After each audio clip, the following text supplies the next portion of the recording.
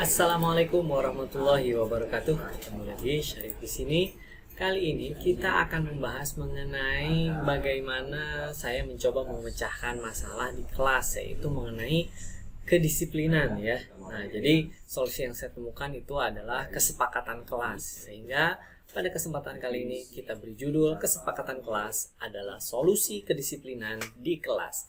Oke, langsung aja. Yang pertama mengenai deskripsi permasalahan ya.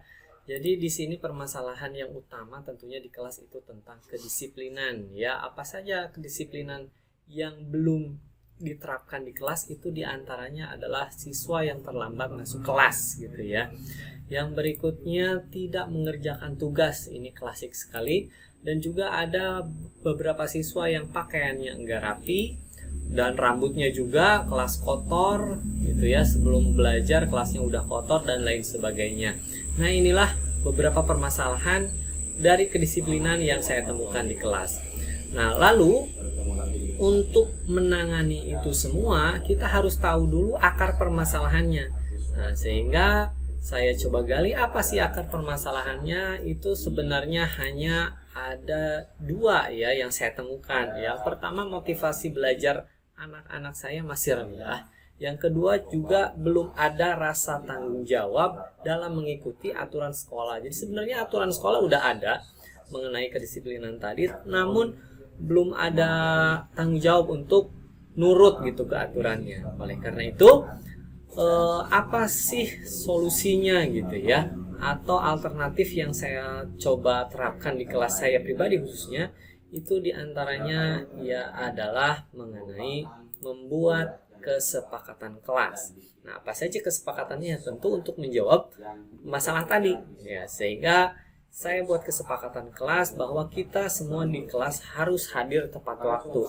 Dan dalam membuat kesepakatan kelas ini tentu bukan hanya satu arah dari saya aja, tapi harus dari murid-murid juga. Sehingga murid dengan sukarela bahwa mereka ya dengan sukarela akan hadir tepat waktu. Dan ada sanksinya juga, misalkan kalau nggak tepat waktu nanti ada sanksinya seperti itu ya. Berikutnya kesepakatan yang saya buat itu adalah ya wajib mengerjakan tugas gitu ya.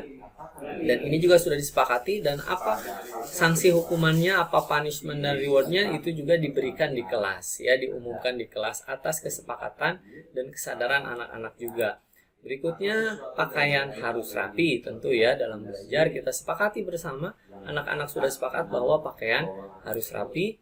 Dan yang berikutnya itu adalah mengenai kebersihan, bahwa semua murid itu bertanggung jawab ya atas kebersihan ruangan kelas dan menjalankan jadwal piket. Jadi kebersihan merupakan tanggung jawab bersama. Nah, ini diantara beberapa kesepakatan kelas yang saya buat bersama anak-anak saya di kelas yang saya ajar gitu ya.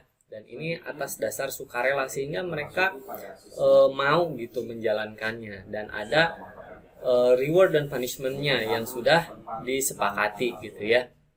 Nah, ini adalah solusi yang saya terapkan, dan sehingga dari solusi tersebut seperti apa hasilnya ya, alhamdulillah ternyata cukup berdampak ya, bahwa setelah disepakati mayoritas masuk kelas tepat waktu lah gitu. Meskipun ada 1-2 yang masih terlambat, tapi tadi karena udah ada punishmentnya ya saya terapkan, sehingga makin hari makin nggak ada yang masuk kelas terlambat. Berikutnya adalah asalnya tidak ngerjain tugas. Nah, yang kita sepakati alhamdulillah mayoritas anak-anak mengerjakan tugas. 1-2 yang tidak mengerjakan tugas, saya ingatkan lagi kesepakatan ini, dan akhirnya mereka juga mengerjakan tugasnya. Berikutnya, yang asalnya pakaiannya nggak rapi, akhirnya sekarang menjadi lebih rapi. Dan berikutnya, yang asalnya kelas kotor sebelum belajar, alhamdulillah sekarang kelas lebih bersih ya.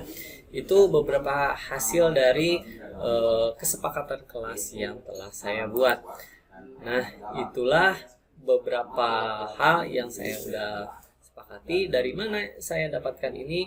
Di antaranya sumber rujukan yang saya peroleh itu dari artikel Membangun Kesepakatan Kelas Sebagai Budaya Positif. Nah, artikel ini saya temukan di ayoguruberbagi.kemdikbud.go.id ya. Ini linknya yang ini ya. Bagi Bapak Ibu juga yang perlu inspirasi tentang bagaimana mengelola kelas dan lain sebagainya, silahkan juga bisa dikunjungi ya ini situs ini ayoguruberbagi.kemdikbud.go.id. Insya Allah di sana banyak artikel-artikel yang bermanfaat. Bapak Ibu juga bisa share juga.